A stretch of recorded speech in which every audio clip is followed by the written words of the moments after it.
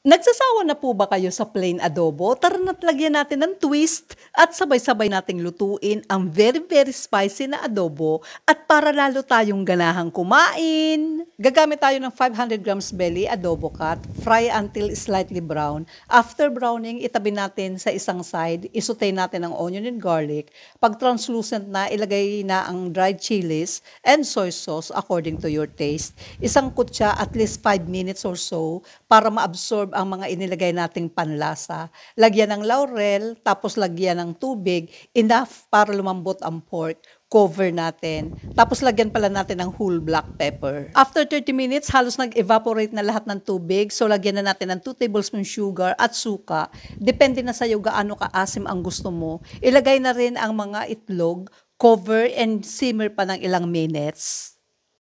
After 10 minutes, luto na. Ano pang inaantay nyo? Kainan na!